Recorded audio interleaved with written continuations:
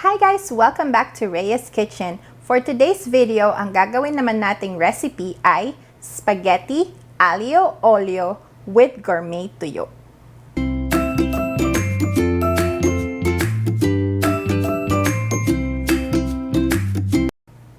Yes guys, yung version na gagawin natin ngayon ng aglio olio ay merong gourmet tuyo. Para naman yung pagkasosyal ng aglio olio na spaghetti ay dadagdagan natin ng sosyal din na ingredients na galing sa Pilipinas at ito ay ang gourmet tuyo.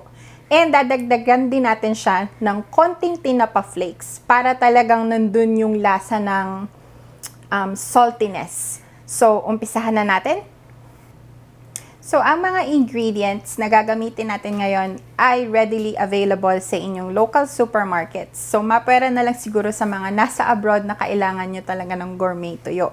So, yung gourmet tuyo na gagamitin natin ngayon is yung Connie's brand. And this is our favorite gourmet tuyo brand. So, papakita ko sa inyo yung iba pa nating ingredients. We need olive oil. Gagamit tayo ng spaghetti. Yung ating garlic, Parmesan cheese, red pepper flakes, tinapa flakes, and parsley. So, umpisahan na natin. So, ang first step natin is iluluto muna natin yung ating pasta or yung ating spaghetti pasta. And wag nyo nga palang itatapon yung pinagkuluan ng pasta. Kasi pag medyo natutuyot-tuyot yung pagluto natin, pag hinalo na natin lahat ng ingredients, kailangan natin siyang lagyan ng konting pasta sauce. So our next step guys is dun sa ating heated pan, maglagay lang tayo ng generous amount of olive oil. Ayan. So, once mainit na yung ating olive oil, ayan, in-add ko na yung ating garlic. And, huwag nyong hahayaang masunog yung garlic kasi magkakaroon siya ng bitter taste. So, ayan, hintayin lang natin na maging parang medium golden brown yung ating garlic. Huwag natin siyang tutustahin. Swirl lang natin siya para ma-coat din yung ating oil ng flavor ng garlic. So, yan guys. Okay na yung ating garlic. Lalagay tayo ng konting red pepper flakes or red chili flakes. Yan. And then, a little bit of tinapa flakes. Ayan. Tapos, ihalo lang natin. Maglalagay din ako ng konting tuyo flakes. Ayan. And then, the rest, itatopping natin. So, ayan. Mahina lang yung apoy. And then, i-add na natin yung ating spaghetti.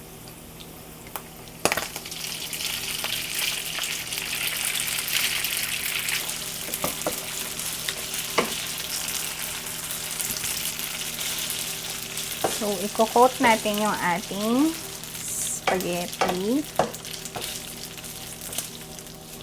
Ayan. I wish nandito kayo para naaamoy nyo yung aroma ng ating pasta. And then, lalagyan ko siya ng Parmesan cheese. So, ang ginamit ko lang yung powdered na Parmesan cheese. If meron kayo nung fresh grated na Parmesan cheese, even better guys. Pero ito ang kagandahan na magluluto ka sa bahay kasi kung ano yung mga readily available to you na ingredients, yun ang mga pwede mong gamitin. And then, mag-a-add lang ako ng konting parsley flakes. And again, kung meron kayong fresh parsley flakes, even better. So, ayan. And then, ayan guys. Luto na siya. So, ipe-plate na natin and then, magtitikiman na tayo.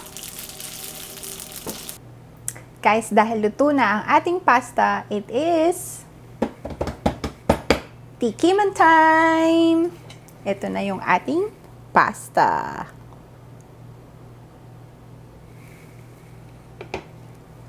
So, tikman na natin. And dahil pala meron kaming laging pandesal sa bahay, ito, to complement our pasta, nag-toast ako ng pandesal. Ayan. Bango. OMG.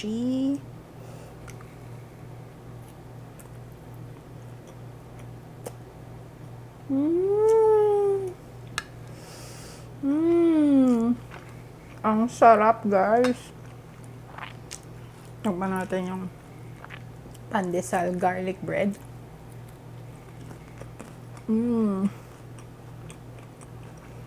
Perfect. Perfect, perfect, perfect. Napakasarap. Napakadaling gawin. Isang subo pa.